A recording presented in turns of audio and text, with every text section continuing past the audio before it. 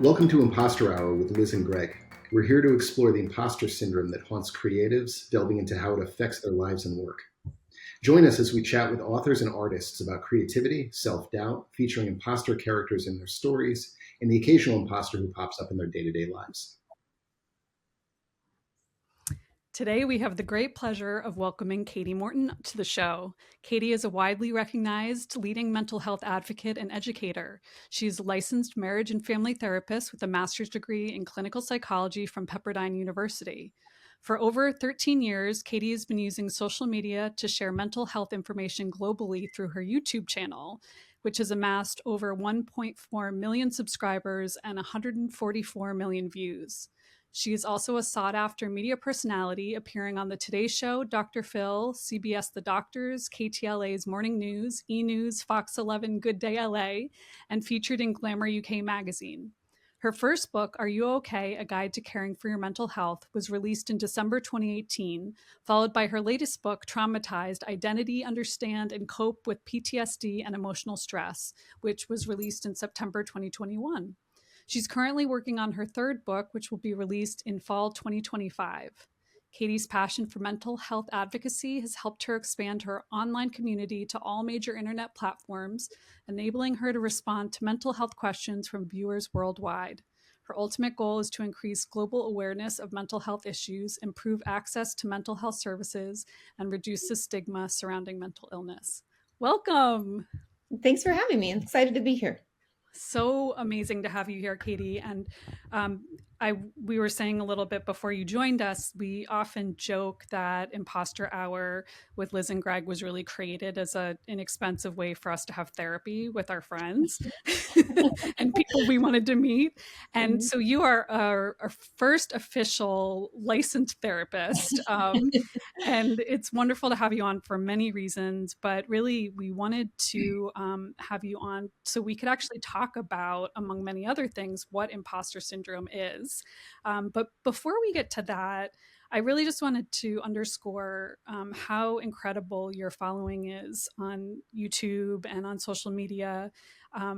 And you've been doing this for, it seems like maybe a decade or more. And it seems like you kind of started at the advent of YouTube and influencers. And I would love for you to talk about kind of the origin of that and how you came to have so many followers, because I think you have a huge positive influence on bringing mental health to people who otherwise might not go to it. Yeah, my husband and I started the channel back in December of 2011. And if Sean, at the time my boyfriend, but now my husband, had his way, we would have started it probably a year earlier. But like any other mental health professional, I was not really excited to be on camera and I didn't really know what that would mean. And we're not really ones to put ourselves out there to be like the center of attention. That's just not what a therapist. We're not the center of attention. It's not about us. It's about you, right? So I think at the time, the biggest creators, if anybody is OG like me, they will remember that like Jenna Marbles, the Anna Akanas, the Shay Carls of the world were like thriving. And those were the only people other than like the cat video, like in the blue shirt, like that's all I knew to be YouTube really. And when Sean had told me that, hey, people like do this for a living, this is how they educate, this is how they reach people, this is how they create comedy now. I didn't believe him. And I was like, this is weird. And after much persuasion and sending me different videos from people saying like, oh, look, they're doing this cool thing. And like Hank Green and John Green had started their channel, the Vlog Brothers, and they had done, education stuff that way. So it was like, oh, okay, I guess I could do this. And so it took quite a while and a lot of persuasion, but then we finally launched the channel. And don't watch those first videos, super awkward. But it was created essentially because at the time I was still gaining my hours towards my licensure. So for anybody who doesn't know, when you become a mental health professional, regardless of what level, after you finish school, you have to gather, I was in California, so it was 3,000 hours of clinical work, meaning one-on-one to patient work. And then you're able to then take your licensing exam. And then you can actually start making real money to some extent. It's questionable, but yeah. And so I was still doing that.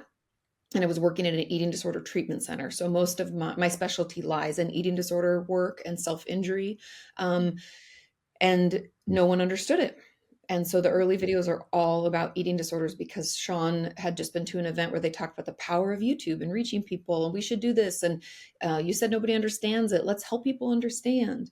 And yeah, so I said, okay, I don't have any time because I'm like broke and working like 3 jobs. Mhm. So I'll let you film me because he's in film production. That's his background. And you have to do everything else. And that's how it started. Were you surprised at the kind of evolution and momentum of it? I mean, I know that it took a while for, I'm sure, for Mhm. some videos to build, but you have so many people who are devoted followers. Was that kind of surprising to you as it happened? I think it's still surprising. It's kind of funny because I periodically will meet people out in public, and that will just shock me. That they like want a photo and think I'm like a celebrity. I'm not, I'm like, what do it just feels very like that's not correct. Um, and I think because the growth of our channel has been like slow and steady, it's not to minimize it, but it's more to say that like I've had friends that like have a viral hit and they go from like 10,000 subscribers to like 1.5 million and poof, it just goes overnight. And so we see that happen all the time.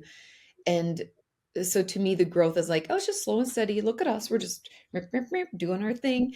Um, but I think the impact on people is never something I overlook. I'm always really grateful. Like if people see me, come say hi. When anybody says, "Oh, I saw you, but I didn't want to bother you," I'm like, "Bother me. I'll be so excited." It's no bother. I'm, want to hear about you and how you found my channel. And so that part's always really still just blows my mind, I guess. What has that process been for you in terms of, you mentioned, at the top of the conversation, intentionally not being centered in your practice to getting to that point Mhm. where by necessity, because of exposure and because of the platform you are, how is that kind of how you've been able to kind of wrap your head around that in a healthy way, I guess?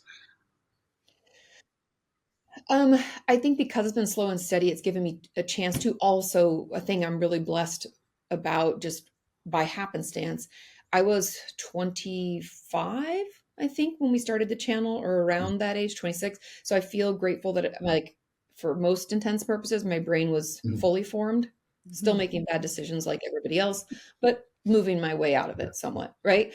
And so I think the fact that I was an adult, the fact that the growth was slow and steady, it's allowed me the time I feel like I maybe needed to like process that or like wrap my brain around the fact that like people see me in this light, or I am like a voice for a lot of people, or kind of what I feel with, for lack of a better term, like the responsibility of my job.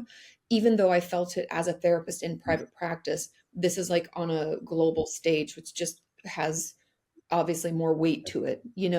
And I think Mhm. having the time to come around to that and the time to recognize the impact is, I'm grateful for that time. I'm grateful that it wasn't like an explosion out of a cannon, because I don't know, I mean, I guess no one would, but I don't know how I would have dealt with that. I think it is trickier for people who find into crazy success overnight. Yeah. Well, there's about like 7 tangents I want to go on, but I'm going to control myself and first ask if you could describe or define imposter syndrome Mhm. for us. That would be great. Yeah, I mean, I feel like probably everybody has their own version, and I think that's why it is so common. Mhm. Imposter syndrome to me means that we question our own abilities when we've been given an opportunity to show them. And it's kind of like we feel like we're an imposter in our own life. And we all have different versions of this, from me showing up like when my first book came out and people are like, "You're an author." And I'm like, "No, I'm not." Like, "What?" But you wrote a book. Yeah, but it's like we can't accept it. And then even to my girlfriends who have children, when they first have a child, they're like, "Oh my God, I don't know what I'm doing. Sweet Jesus." Like, you're just terrified. And I think it's kind of all part of that. They're like, "Who am I? What do I know?" And like, "How am I doing this? I'm doing it, but I don't know what I'm doing." It's that internal angst. Mhm. Yeah, I love how you phrase that. Have you felt imposter syndrome in your own life? Oh, all the time. Yeah. I mean, even I mean, it's like the examples are endless. Mhm. The Even the ability to write my first book still like eludes me. I was actually just writing about that experience in my current book. My current book is called Why Do I Keep Doing Great. That? And it's kind of like my own journey of like, yeah, a great title. Um, it's kind of like, what the hell is going on? Like, what am I doing? Why do I keep up? That like that frustration where you like want to strangle yourself. Um, and I was writing about the fact that like sometimes it's hard for me to even acknowledge that I did something. I think that's how my imposter syndrome shows up now. It used to be in the moment of like, why would you take advice from me? I'm just messed up as you are. What? Like not feeling like I had a right to do what I went to school for and gained 3,000 hours for and took a licensing exam and saw a bunch of pages, like not being able to acknowledge that. But now it shows up in the more uh, kind of self-deprecating version. And it's been interesting how it's shifted over time. And I would guess maybe that's because of my age. Like Mhm. I can no longer maybe feel as free to be like, I'm just young and I don't know what I'm doing. And it's more like, why me? I don't know if that makes sense, but it's almost like it's kind of shifted the Yeah. voice a little. You bring up age, and I'm curious if I sort of wanted to ask you about that. I feel like Mhm. generationally, it's interesting when you look at kind of mental health itself and also attitudes around mental health. I think that looking back, I grew up Mhm. on what I'll term, for the sake of this conversation, the duct tape generation, as in like, you fall off your bike and break your arm, we can throw some duct tape on and call it a day, right? So there wasn't, I remember in childhood, right? There just wasn't there wasn't, I think, the awareness around mental health, or it was so stigmatized that you were thought to be deficient or weak or whatever descriptor you want to choose for that. Um, are you finding now that those attitudes have changed significantly, or are you finding with younger generations there's less of that stigma and more kind of willingness to kind of lean in and own things and process things? I think it's changed a lot. So I'm Yeah. just turned 41. So I grew up in the 80s and 90s. I'd say like the 90s is like my jam, because you're like a teenager and you finally have music you like. My husband was born in 75, so you can see kind of these different Yeah. eras of Mhm. mental health and conversations. And I would argue for most of us who are, I don't know, over 35 these days, grew up in a space where it was not talked about. I also grew up very rurally. I grew up in a really, really Same. small town. Like I grew up in Southwest Washington, and I remember thinking the town has grown so much since I left. And then due to COVID, we got to, like populations were very like everybody's talking about like percentages, and I was like, wow, there's only 7,000 people there. Right. So we did not, and we were also like my grandparents were farmers. Like it just gives you an idea of like where I come from. It was not discussed at all, and it wasn't until I was in high school and my parents were having some difficulty. I mean, my brother and I were teenagers who wouldn't have difficulty, but my mom, kudos to my mom for wanting to go to therapy. Someone at church had talked about it and she thought it was a good idea. And so we started, and that was really what gave me any idea of it. But from that, so that's like me, like 15, starting therapy, nobody talked about it. It still was not like if you went to see the counselor at school, that was like not a good thing. That meant something was wrong. Your parents were getting a nasty divorce or Right. something bad had happened. To what I think now, even just being online, it shifted a ton where I was like the weird aunt that like nobody wanted to collaborate with. And like, what is she doing? This is so weird. I don't talk about that stuff. I got a lot of that feedback early on. Now it's like everybody's talking about it. And, God bless like Gen Zs. I know people want to shit on them a lot, but hey, at least they are acknowledging the fact that like Yeah. boundaries are important. Narcissistic mothers exist, trauma is a real thing, and Yeah. even though I think sometimes the pendulum swings a little too far in one direction, when it comes to this, I feel like it's always helpful to lens things through mental illness because chances are there's some of it there. And it's over the 13 years that I've been online, it's honestly been like a pleasure to watch it change and grow in this direction. Well, Hmm.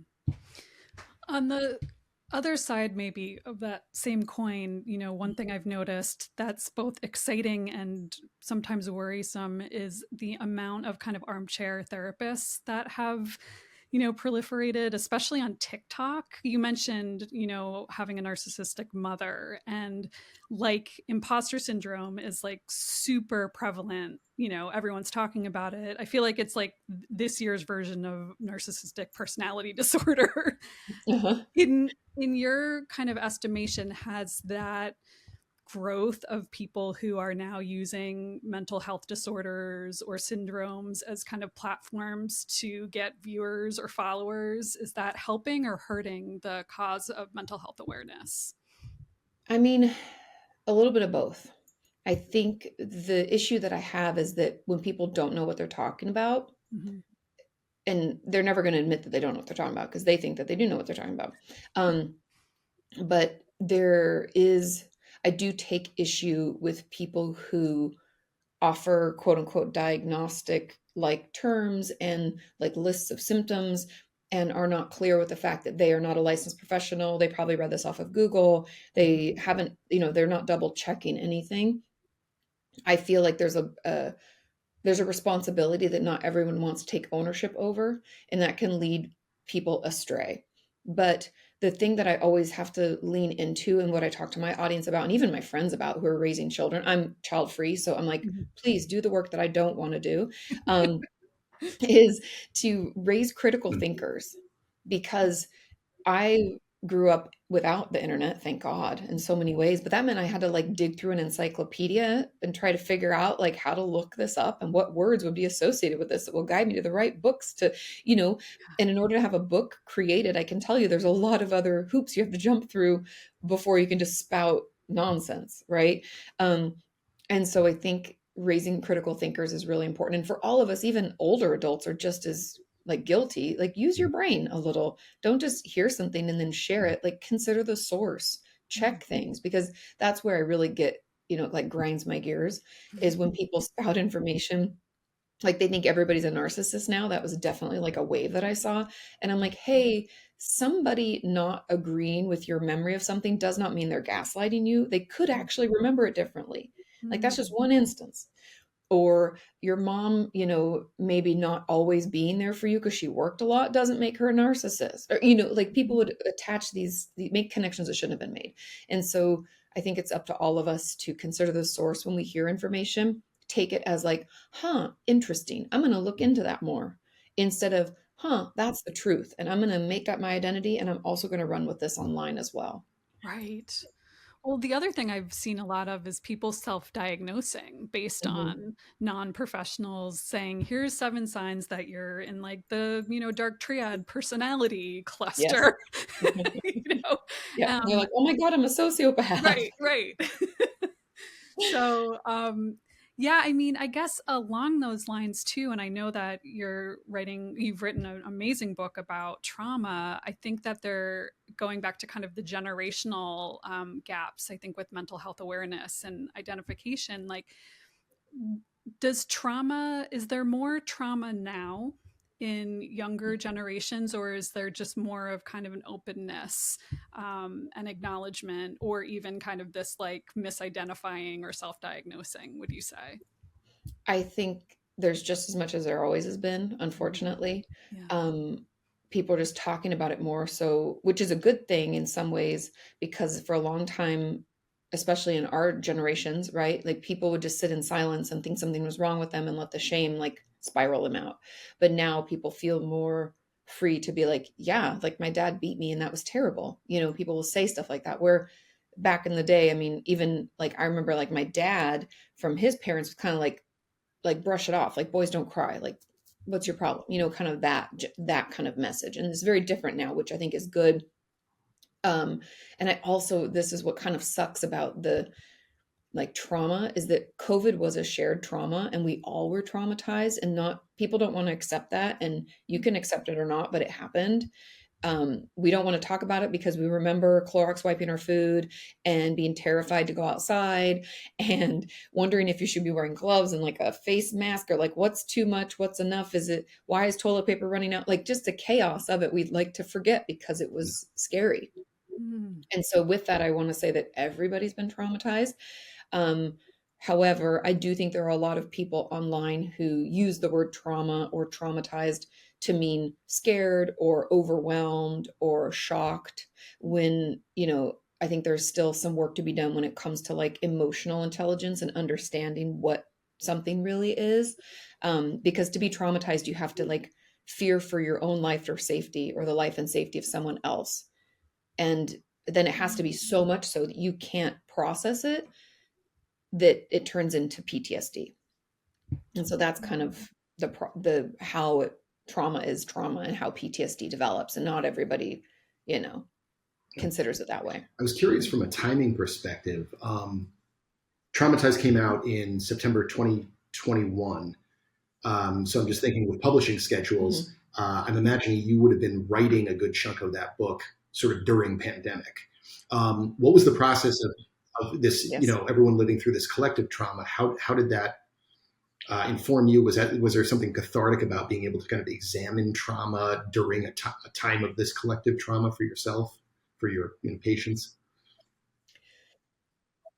Yeah, no, that's a great question. First of all, we had to completely change a lot of it because at the very beginning of the book, I do reference things that were happening then because it felt, I don't know what the word is. It's not like irresponsible, but it almost felt like I would be feeding into the urge to ignore it if I didn't acknowledge the trauma. Like I'd be feeding into the thing, be like, it's not that big of a deal. And it was. And honestly, writing that book was such a hard thing at the time. I think because it was a weird, I mean, I talked with so many of my colleagues during this time about it. I could even get choked up thinking about it because we were in a shared trauma, which is never the way it is with a therapist. If I'm talking to a patient going through a hard time, we never are having the same experience. And we were in this space of like, we're in it together, which is bizarre. And boundaries were really difficult to come by. And like, do you share your thoughts and worries about it or do you not? And so it was very interesting in general in that time to be trying to offer a therapeutic book when I myself am also experiencing it. So I think there's probably a part of it that might, for my viewers, feel a little less connected to me because I kind of had to do that to like preserve myself. Because I mean, my book that I'm writing now is much more personal, but I usually don't do that. And so yeah, it was for like lack of better language to describe the experience, it was very tricky. Um, yeah. And I still like, I'm like, if I wrote it again today, it'd probably be different. Mm. Well, along those long lines, Katie, one of the things I've always really appreciated about, the work you're doing is you do put yourself not at the center certainly, but you relate, and where you have experiences personally, you relate that to what you're talking about, which is not always the kind of typical dynamic when you go into like a therapy setting. And that was something in any therapy setting I always wanted to know more about my therapist and I wanted to Of talk course. about myself. But I think there's a lot to be said for how accessible that's made you to this kind of younger generation. And I just really love that. Do you feel like it's hard to know for sure where the boundaries are, especially like when you're writing a book that's a little more personal? Um, I guess yes and no. I think again back to like the fact that it's been so long, I've been online for so long. I've slowly and more thoughtfully like shared more of myself as it felt okay. And I think the way I've always talked to people about it, because I get questions from other creators too, like how do you know how much to share and how much not to share? And I've always kind of described it as like you don't want to give someone the bullets to kill you. So I'm not going to share something that I can't tolerate to have spit back at me. Meaning that like I'm going to share something that doesn't really have emotional charge for me anymore because I've like done my work. Mm. And even in this book, because I don't have all the answers, and I pretty much say like I'm bad at this too, and I don't know, um, it's not something that someone could mention when I'm out at a meet and greet, and I'd be like, oh, throttled by. And so that's where I draw the line and or what I consider the line. But it is very different if I still had a private practice. So I let go of my private practice a few years ago. And if I hadn't, it'd be very different. Because that would mean that then my patients could get online and they could learn more about me. And then that could slowly, without them realizing it, It would sully the relationship because they'd be making assumptions about my beliefs about something and who I am and where I come from. And it's best for them not to know any of that. And so, yeah, I know we all kind of want to know more about our therapists because it's a weird relationship, but it's weird for a reason. It like protects you as the patient so that you can share whatever without worrying that it's going to burden your therapist or that they're going to disagree or anything like that. Like we should never know if our therapist has had a miscarriage too, because then we might be afraid to share that we're having one because we know that that's going to be hard for them. We should never know their religious background because it could be uncomfortable for us or political background. It's best to just, we don't know. So it sounds like you've been Yeah. able to, you still have boundaries in place, but you've been able to reframe those boundaries because of the context kind of over the years. Is that, yeah. Yes, correct.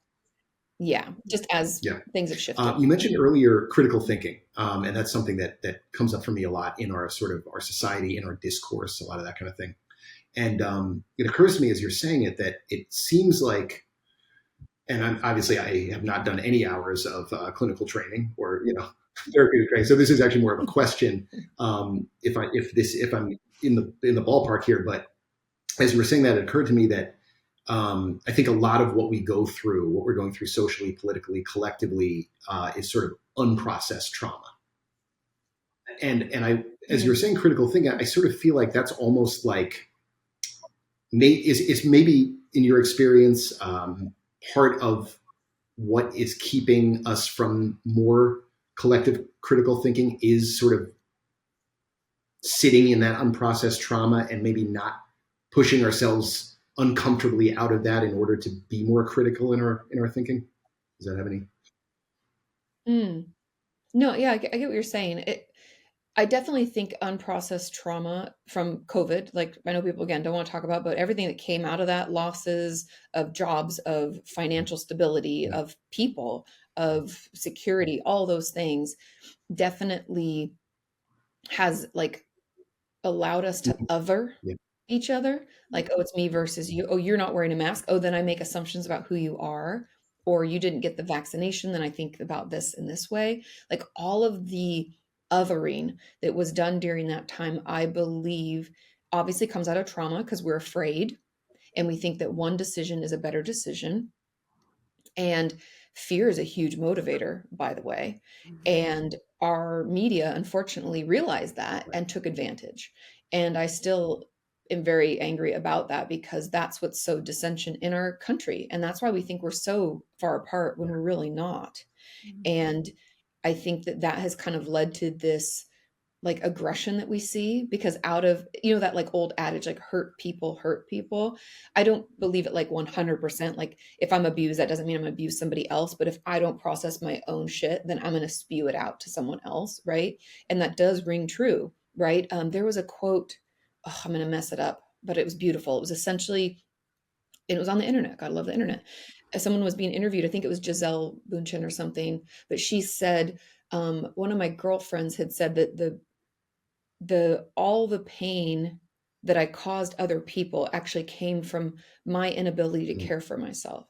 And I was like, oh, that was beautiful because that's really what's happened, right? We're not caring for ourselves. We're lashing out at each other because we don't want to admit that what happened was so traumatizing. We don't want to admit that, hey, maybe I have more in common with this person that I've been taught to hate. It like that critical thinking. We're not able to because we're Yeah. living in fear. And I think that like that's really where I feel like things are coming out of right now. And I don't know what our best moves are because we are so like entrenched. Like to ask someone to come to the middle with you is a very uncomfortable, enraging, potentially experience to try to do that, to try to pull somebody out of the rut. And so, yes, I think you are correct that because of the unresolved trauma, because of the fear response that we're in, we aren't able to think critically because we're We're just scared. reacting as opposed to like Yes, being proactive in a lot of ways.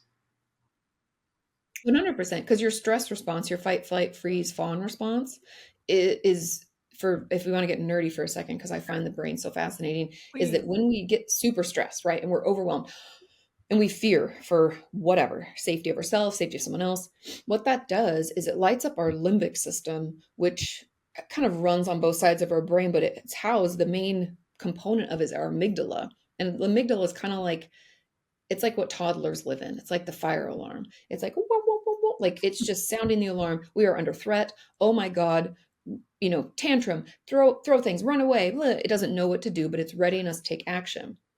In order to make that happen, our prefrontal cortex, which is like the adult part of our brain, it's organized, it puts together complex thoughts, it plans for the future. It's offline because we don't really need to do that if we need to survive.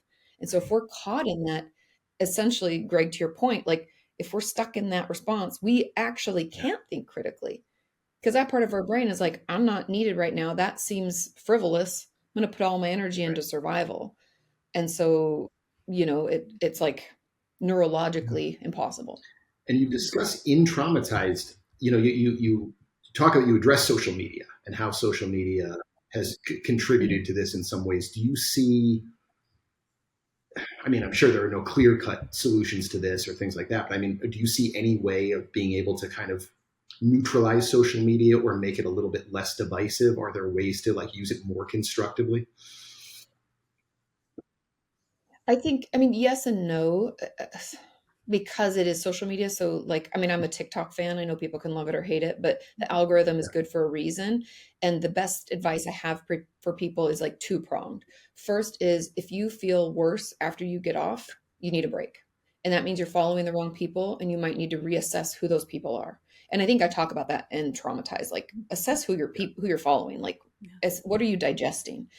So that's the big component. But the second is I personally do not listen to anything that either I like politically or environmentally, socially, like crazy agree with or crazy disagree with. I just swipe. That's not what I want in my feed. I want dogs trying to get a ball out of a pool. I want cooking. I want good recipes.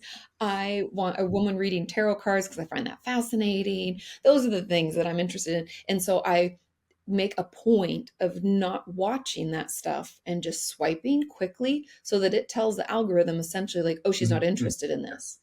And little by little, you're like catering your thing to like not give you the stuff you don't want. Even if I know we get pulled in, so like, did you know Trump did, Biden did? And you're like immediately like, wait, what? Or what's happening? Or I don't want any public policy. I don't want that stuff. Like, I'm not saying ignorance is bliss, but I don't want a social media version of that. I'd rather go looking for it through like, I don't know, BBC America, or I'm going to read this article on Apple News, or I'm going to check out, something like that. Well, that makes me think a lot about compare and despair. And I know you've done some videos about, people ask you, how can I stop comparing myself to others? And this is something that I certainly find in myself when I'm on Bookstagram, looking at other authors, even people that I like know personally and love. There's almost like sometimes my default is like, why haven't I done that? Or why am I not doing that? Can you talk about maybe some like practical things you can do if you're experiencing compare and despair or comparing yourself to other people? And how common is that? Yeah, it's incredibly common. I love compare and despair. I always say comparison is a thief of joy, but compare and despair is nice rhyme, like ring to it. Very, very common. I think because there's a couple of pieces here. We can't ever deny that social media is a highlight reel. Like I'm never going to film myself crying. I guess some people do that, but honestly, that's like an inauthentic thing, right? Like if we're actually having a tough time or in the toiling over a chapter edit, like I'm almost finished with my book and praise be to God that it gets done, and like, is it making sense? Nobody knows. It's like, in those spaces, like I'm not filming myself. I'm not talking about it because I'm in it. And so we're only going to see the positive stuff. So it's kind of the reminder of that. But I also know, just for complete candor, that doesn't help. I still feel shitty. I still watch things and I still feel bad about myself. And so for me, the thing that I try to do that I actually find effective, and I don't think there's any like actual psychological research that backs this, but I tried to be the biggest cheerleader for my friends for the things that they're doing. And I have tried to tell myself, which again, I don't know why it works, but it does, that I'm cooler for having known them. Like by them doing good, I also have elevated my own self. Like, because I have friends that do cool stuff. And I'm like, oh, I know that. Oh we're actually friends. And then I tell people like, that's my friend. It's almost like name dropping in like a funny way. Yeah. And so I'll do that stuff, and that does help a little bit. But the bigger piece, and the thing that I think the work that like inevitably is kind of part of my book, like why do I keep doing that, is like in the conversations that I have with myself, I need to be careful about what I say. And I know we all know that. And we say like, oh, there's all this negative self-talk and yes, yes, yes. And we talk about it, but we don't do the work on it because it's tedious and exhausting. But I find I did the Artist's Way. I'm sure you guys are, yeah, I was like, I feel like everybody knows about it, but if anybody doesn't, the Artist's Way is like this workbook for creatives. And I think it's 12 or 14 weeks. I think it's 12, but you're supposed to do morning pages. And I'm not good. I don't do, it's like journaling first thing in the morning for 30 minutes. And you have to do it, you're supposed to do it straight for that amount of weeks. And I haven't held to that completely after finishing it, but I'd still do it. And my goal is always like 3 days a week. And that really helps because it gives me an idea of what's going on in my head. And it gives me a chance to change it. Because the one thing that I tell my audience, I've told my patients over the years, and I tell myself daily, is that thoughts are not facts. Just because I have them doesn't make it true. And even if I have it multiple times, that doesn't make it doubly down true. Like we try to tell ourselves, but I thought about this a lot and it's definitely true. No, I always, because I love crime. So I'm always like, in a court of law, could you prove that? And no, that's just a thought. Like my friend's doing better than me. What's better? Define better. Okay. So they had a successful book. So does that mean your book's trash? I don't think we have facts. There's nothing to, we have no evidence to support that. So it's just kind of in that process, we have to slow it down because we so easily, myself included, jump from thought to fact. And then our brain believes it to be true because we're telling it it's true. But if we say, hey, that's not true, that's just a thought. And I have a lot of thoughts. I have a lot of crazy thoughts that don't even make any sense. Why would I believe this one and not another? It's kind of in that discernment or slowing it down that we can find ourselves again. Because yeah, Liz, you're not alone. We all do it. And it, compare and despair. Yeah. I love that. Well, and it's kind of taking me back to, this idea of imposter syndrome. And is that about self-esteem? Is it about, what do you think? And I'm sure it's different for everyone, but at the core, because you also said something, I'm going to interrupt myself, about the older you've gotten, there's kind of more of like a self-deprecation that you have around this. And I have that too. And I realize part of that is I don't find it, I think being overly confident or cocky is like not the vibe I want to give out. So look at how you attached overly confident to cocky. Right. We don't know if those actually go together. That's true. Yeah. Those are two totally different things. Unpack that for me. No, but it's tricky. You're right. You're 100% correct. I guess a couple of things. So when it comes to, so what do you want me to talk about first, I guess? I guess the kind of self-esteem and imposter syndrome, and then how that relates to like confidence. And, and like being able to be cocky a little bit if we want to. So I do believe a lot of mental illness as a whole, not even just imposter syndrome, has a root in a lack of self-esteem, a lack of confidence. And it can come in different flavors. We can feel like maybe we weren't seen by our parents in a real way. Like they never really got us. And that can make us feel like we don't know who we are and we're not confident in who we are because maybe we always try to mimic somebody else. Okay. So that's a very common kind of story for people. But I think for a lot of us also, we could have been bullied or there could have been anything that happened where it kind of eroded our trust in self. And life isn't perfect, right? We try and fail. And that can make us feel like I'm not good enough for this. Or we compare and despair. Maybe we had an older sibling or even a younger sibling that was doing better. So we always felt like we were in their shadow. I have a couple of friends who are twins, and I feel like that's the biggest curse of them all because you're always compared to that person.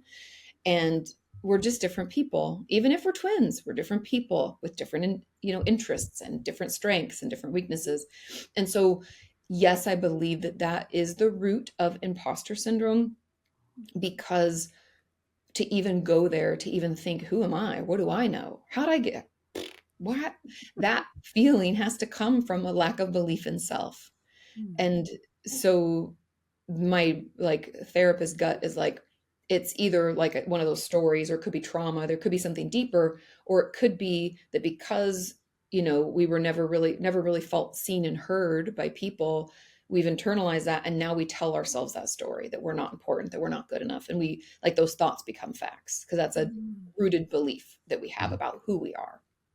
So yes, you are overall very correct about that. But then in the second piece, sorry, I lost the part about. About kind of cockiness Mhm. or confidence, Yes. overconfidence. And I think so we make a lot of judgments about what it means to be confident, because we assume confidence means narcissism because people have said that online. We also think confidence means cocky, or it means you're a jerk, because from cocky you so quickly, we have to think of how we tie words and emotion words together. So like cocky becomes a jerk, becomes an asshole, becomes somebody you don't want to be friends with, becomes someone who's so full of themselves that they just like take all the air out of the room, right? There's a lot, but they probably wear too much cologne or perfume. You just have this like thought about who this person is. You just make these leaps. And so we don't want to be confident.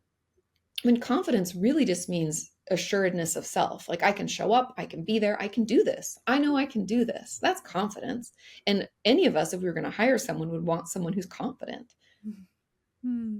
But we don't want to exude that. And so I think sometimes when it comes to certain words, they're emotionally charged for us because of whatever messages we've received and accepted about that. So like I'm no better either.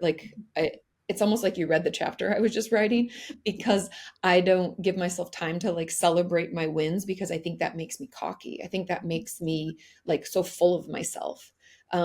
When there is a huge part of personal growth that comes with like celebrating your achievements and acknowledging them for the work that you've put in. Mhm. But we as a society have like kind of given that a bad name, thinking that it makes us cocky. We have all these beliefs about it. And so I just always want to check my facts. Like, is celebrating an achievement really cocky? Would I be mad if a friend was like, oh my God, I finished a book? No, I'd be so excited for them. I'd be like, let's go out to dinner, let's get drinks, let's celebrate this, right? And so sometimes you just have to check yourself, because you will, like I personally will jump to like, well, I don't want to be an asshole. And like, when did being confident become that? Like, why did I make that leap? Right. What is so it's almost like in the morning pages piece of like journaling, I would want to write down like, what does confidence look like to me, and what do I wish it looked like? Or what do I want to Mhm. make sure it looks like? um, because it doesn't have to, we don't have to jump to all those other things, Right. where we become a person we don't want to be. You said something just a minute ago that made me think about some of the kind of information that you share with your audience. You said something along the lines of the messages we've accepted about ourselves. And one of the things that I really love about your Mhm. approach is that you are very empathetic and very compassionate towards people who have grown up in, abusive situations, homes, narcissism, and so forth. But one of the things that you also do stress is that um, sort of the self accountability of making sure that you're as sort of centered and as kind of accountable as possible, so that you're not taking something from a different person that is, that has more of a kind of positive or beneficent intention, and then processing it through that old filter, and kind of, sort of Mhm. essentially sort of, I guess, reprocessing or prolonging that kind of trauma. Could you talk just a little bit about that kind of, that clarity? Yeah, no, and great question, and a great thing to really tease out, because so often we have things happen to us and we use those bad situations as almost support for bad behavior. Like, well, I only did that because I was abused, or because I had shitty parents, or because this happened to me, right? And sure, bad things happened, but the important piece is that we don't keep acting out of that. We don't keep like, that's not an excuse. It's essentially like, the I always tell my audience, like, you are not responsible for what other people did to you, but you are responsible about what you do to other people, right? Because in that, we're taking their personal ownership. Your abusers are responsible for their behavior. if they were abused, so let's say generational trauma, right? Like four generations back, our grandparents were horrifically abused in whatever situation. Then they went on, and this cycle starts. The only way to break that cycle is for you to hold your own self responsible to not continue that behavior.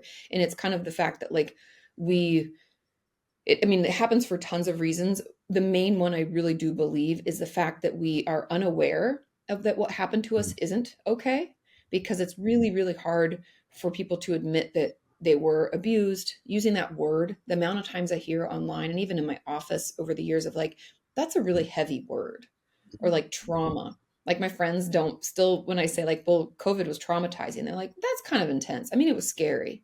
And I'm like, that was like you were traumatized. You don't even want to talk about it. Why do you think you don't want to talk about it?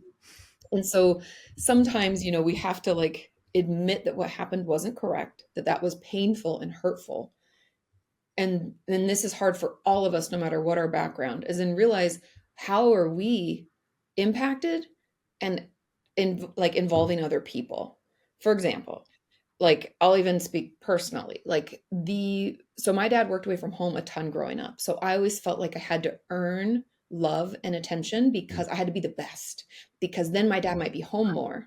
That doesn't make sense, but to like a little kid, it does, right? Like he must be away from home because I'm not good enough. Like he'd come back if I was like first chair in band and if I was doing all the things, right? So I would like work and work and work and work. And so that meant that then when I went out into the world at like, 16, I had my first boyfriend, but let's say like 21, you start like dating people. I thought that stuff had to be like chased and earned. And if someone was too easy to get, then it wasn't worth it. And then that's not going to work for me. And so it created this like toxic cycle.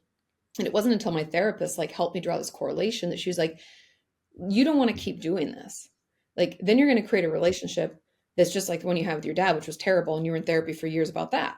So like, what are you doing now? Like, why are you, essentially, why are you continuing this behavior? And so for all of us, especially people with trauma in the past, you have to have that awareness. That's why I love journaling, is like, pay attention to what messages you received that you're still passing on, because we don't have to do that. We don't have to pass it on.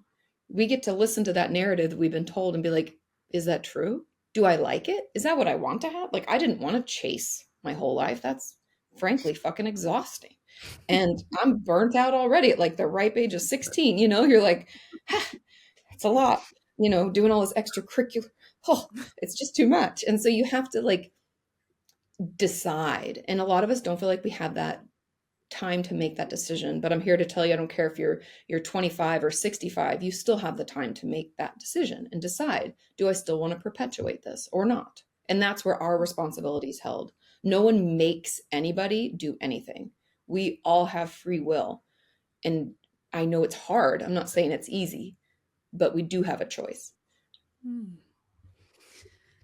Katie, do you have any theories or just maybe opinions about why certain people go in creative fields, writing in particular, because that's really kind of the center of this podcast? You're talking about journaling in the morning pages, and it occurs to me that, we've had tons of writers on, many who write about murder and mayhem and violence, and they're the most well-adjusted, beautiful, empathetic people we know. And they're essentially journaling all day long. So I think there is a correlation between positive mental health and writing. But I also am very curious, and we always ask about what brought people to like writing thriller or horror or crime. Do you think that there are common denominators in people's upbringings or childhoods or shared traumas that like maybe pushes them towards writing about the darker side of life?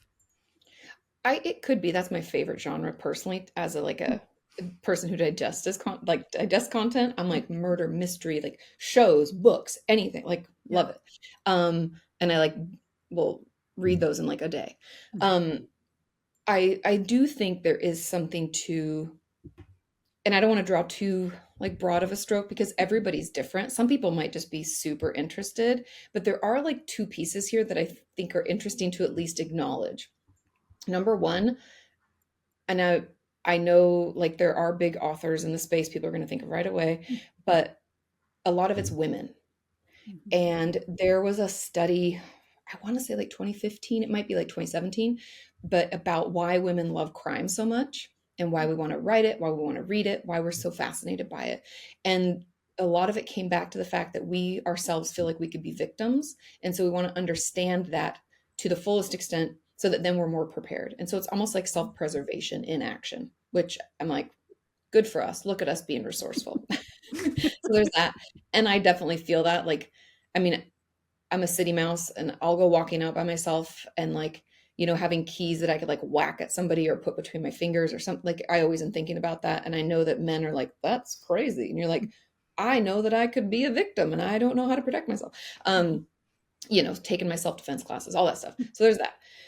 Then there's the other piece that I think is kind of like if we've been exposed to the dark side of life, we do our best to make sense of it. And that's kind of what our life tends to be. And we can do that in a ton of different ways. This is a very, like, I would say, almost like ahead of the game way to do it is to like write about it, to entrench themselves in it, to understand it, almost to help process it. And so, without saying this is everybody, but I wouldn't be surprised if at least 75% of people who are involved in some kind of crime writing that they haven't themselves been involved in some kind of crime or some kind of abuse or some kind of what we think of as like the darker side of life, the fact that there is like the light and the dark. And essentially they're using their art as a way to process it, which is beautiful, right? Like we write and we journal about things that are going on that are hard. Why not turn that into a way to make money? From being in the position you're in, and it sounds like from this conversation that you have pretty healthy boundaries yourself.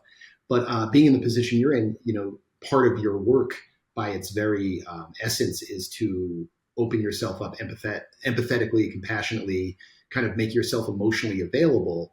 How are you then able to, following that, make sure that you can kind of recharge your emotional battery and self-care and that sort of thing? How do you kind of go about that?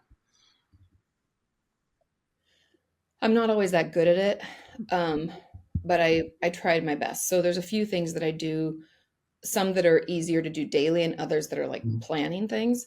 But first is finding what's fulfilling. Brené Brown has this amazing quote, and I don't even know what it's from. Unfortunately, it was like a talk she gave, and I don't know if it's part of a book, but she said that it's like breath in for breath out. That's how she describes self-care. And I've always loved that visualization because if we breathe out, if we create, if we support, like we will just pass out. Like visually, if you think of like just breathing out and breathing out, we'll finally just drop. And so I think of life that way. Like every time I give to other people or I give to my audience or I'm writing, which is like a huge emotional toll, it's it's a lot of breath out and it needs to be followed by a good breath in. And so my relationships are probably the most important, like my friendships, because they're breath in.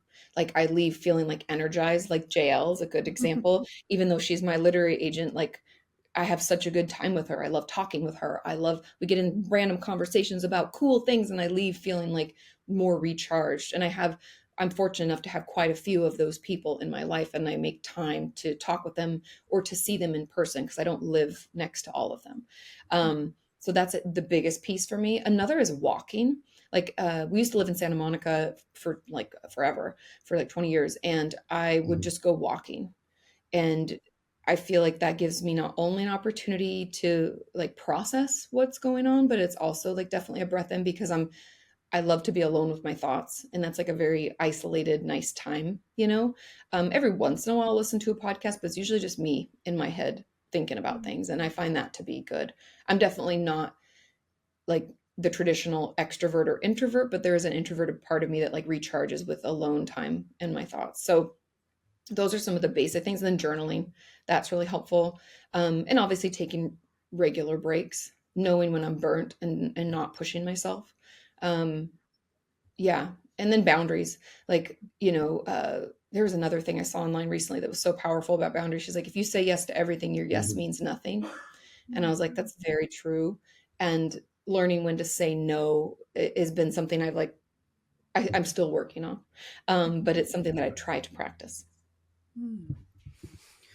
Well, we can't let you leave today without touching a little bit on the actual imposters in life, not just the syndrome. And, I think that, again, I really identified with a lot what you were saying about kind of my predilection to writing about crime and criminals and people who lack empathy. And that comes from parts of my own life where I've tried to make sense of people like that, and also as like a preventative tact. But I'm wondering, for people listening who have dealt with, are currently dealing with, people who maybe aren't traditionally con artists, but they could be, but people who lack empathy. How do you have boundaries with people like that? How do you identify them? And, do you have experiences of your own that you can kind of relate to this? Yeah, unfortunately, I have had friendships and people I've known who are like that. I guess the easiest way to notice if they're in your life is their lack of concern for others in many ways. One easy one is like how they treat people who can't give them anything. Like, I mean, we all would say like someone who's an asshole to like staff at a restaurant. Like, I mean, I was a waitress for a long time. Like, no offense, but like, fuck you. Like, what are you doing? Why would you talk? You can't talk to someone that way. People, they will not treat people well. And that's usually an indicator of that, because like a narcissist or a sociopath, people who don't have empathy don't care about them. And it's very evident because they can't use them as a pawn for anything because they have nothing to give them. So that's a good, clear indicator. And I think for those of us with empathy, it's really hard to imagine someone who doesn't have it. How do you live life? I can't even imagine what that's like. Like, people are things to be used, not to be enjoyed. And that's like, so what? It just is weird, right? So when it comes to having those people in your life, if you can get away from them, I would encourage you to, because that, again, they don't have empathy, so they don't really care for you. And I know that's painful. And it took me a while to like figure it out and be like, oh yeah, I don't really like this. But get away from them. And if they happen to be like a family member and, you feel like that's just not an option for you, having very strict boundaries are going to be important. And remember, this is the key here. Boundaries are not requests. It's not like, oh, I don't want you to talk to me this way, or, oh, I don't like it when you act this way. A boundary is what I'm going to do. Because like I said before, we can't control other people. We can only control ourselves. So boundaries can be communicated or not. Maybe they have to. Sometimes they don't need to. Like, the non-communication sometimes is the boundary, or the lack of contact is the boundary. And so if somebody is that way, you limit the contact with them to specific times and have rigid limits around how much time. Like, I'll be here for an hour. We'll grab a coffee. And when the hour's up, you're like, okay, well, that was an hour. I have to go. So good to see you. Blah, blah, blah. We roll it out, because otherwise they'll take advantage. And you kind of just have to have your guard up a little bit and know that if you're saying yes to something, they're going to expect it. And you have to be willing and able to give it without essentially, like, don't light yourself on fire to keep them warm, Yeah, it's tricky. My best advice is to not keep them in your life if possible. Which, I love that quote so much. Can you say that again? Oh yeah. Don't light yourself on fire to keep someone else warm. Yeah.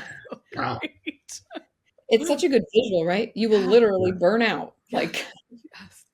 And it's probably going to be the title of this episode. You know me so well, I'm writing it down right now. Oh, Katie, this has been so amazing. I'm sure you get this every time people talk to you. Like, I could do this all day, and I have so many questions, but I'm such a big fan of your videos, but also your books are so phenomenal. So I just want to reiterate to anyone listening, Are You Okay and Traumatized are available, and then you're working on your next book. Mm-hmm. So hopefully you'll come on and talk to us about I'd love to when it comes out. And how can people find you online and learn more about everything you have to share? Yeah, all over social media. It's Katie Morton's, KATIMORTON. Think of like the salt. Yeah, and it's just the same across TikTok. So any Instagram, everywhere. Goodreads, all that stuff. Yeah. Amazing. Thank you again. And just to take us out, Imposter Hour with Liz and Greg is created and hosted by us, Elizabeth Keenan and Greg Wands. The show is produced and edited by Bookwild Collective founder Kate Herget, and Scott Leeds composed our original theme music, and Steve Loma designed our logo. And you can find us on IG at Imposter Hour Podcast and online at imposterhour.com. Katie, thanks again for being here, and thanks for listening.